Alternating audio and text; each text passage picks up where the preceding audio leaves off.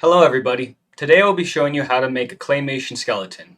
It'll look like this at the end of the day. You can change it to make it bigger, smaller, it's up to you, but this is just an easy, quick tutorial. These are going to be the things you need. On the left side you have what you absolutely need. On the right side is the optional things. So first you'll need some wire. I would go with 2mm wire. You don't want to get too thick of wire so it's easier to bend, but you also don't want to get the flimsiest wire, unless you're doing fingers or something like that. Then you'll need some sort of putty. You can use metal proxy putty, but I use Milliput black putty. Depending on what kind of putty you use, you might need gloves.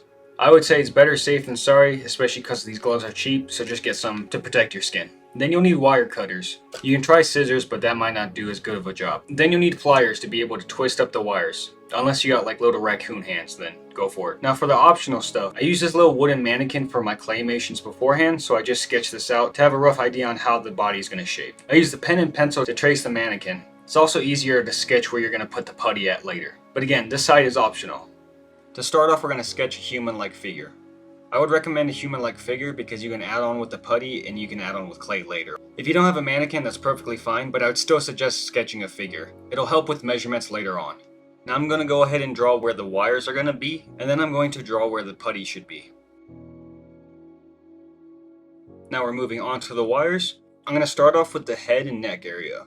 I'm going to measure out using my sketch and twist a little loop as the head. Then I'm going to spin the wires around just a couple times around the neck. But don't do it too much because we're going to put the arms in between. Alright, now we're moving on to the arms. The same way we doubled the wire for the body, go ahead and double the wire for the length of your arms. For the arms, go ahead and do another loop like we did with the head. Then once you have the right amount of wire, go ahead and fold it, and then you start twisting it. Go ahead and twist it until there's a loop at the other end, and that's going to be your other hand. And then go ahead and attach it to the body. When you attach it to the body, if it feels a little loose, that is going to be okay because you're going to put putty where the chest is going to be. Now onto the legs. Just like all the other body parts, make sure you double the length of the wire for the legs. And again, make a little loop for the foot. Start with one loop and then start spinning the wire. When you're doing this, remember, you want your character to stand. So go ahead and make sturdy feet. It doesn't need to be the most sturdy because you're going to put putty on it later, and that's going to be where the base is going to be at. But it's still important to get the shape of the wire right. Once the legs are ready, go ahead and attach it to the rest of the wire body. Finishing up with the wires, we're going to start cutting the excess material. Don't cut too much because you don't want the wires to get undone, but cut enough where it won't be noticeable. And now you have the wire ready to move on to the putty. If it's all loose, it's okay because the putty will fix that. Now we're moving on to the putty part. Now I'm going to say this again, it is advised to wear gloves. For the putty I got, I didn't read anywhere that I needed gloves, but just in case I did, you want to do this because the putty could damage your skin. And damaged fingertips probably hurt a lot, so I'm just going to do my best to avoid it. For the Milliput putty I have, it has two forms of putty. You're supposed to cut an even amount of each and start mixing it together until there's no streaks of different color. It should be all the same color. It takes about 5 minutes, so it's not that much. You can just knead it in your hands.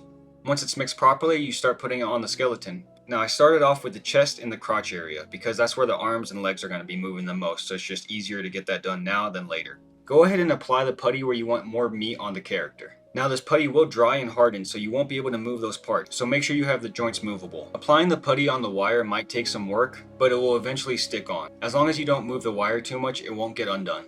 For fingers and feet, it's up to you if you want to use putty or not. I'm not going to work with too many fingers, and I'm usually going to have shoes on my character, so I'm not too worried, so I'm just going to put putty on it. But if you want movable fingers, then I would buy 1mm wire and design that wire to become fingers. But for me, I'm just putting putty on there. When you put putty on the feet, this is when you make sure it can stand. You don't want it to be all wobbly and stuff, and you don't want to have to put extra clay on to make sure it doesn't do that. I'm also putting putty on the head, but you want to be careful. You don't want to put too much putty. I'm just going to put a little bit, and later on, if I want a bigger head, I'll just wrap it in tinfoil and then put clay over that. You don't want your character constantly falling over because his head is too heavy. So make sure he can stand, and then you should be good to go. For the putty to harden, you can either bake it or you can just let it rest for a couple hours. If you bake it, make sure you look up specific instructions because a lot of putties are different. I just went ahead and left it overnight on a little tinfoil plate. And here is our skeleton. So, this is how it came out.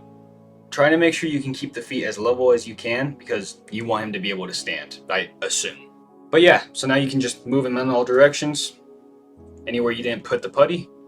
You might need to cut off some more wires if they're sticking out like that, which I already did, but that's mainly for your safety so you don't get poked and so it doesn't poke through the clay. I hope this video helped you out, and I hope you have a good day. Alright, that's it.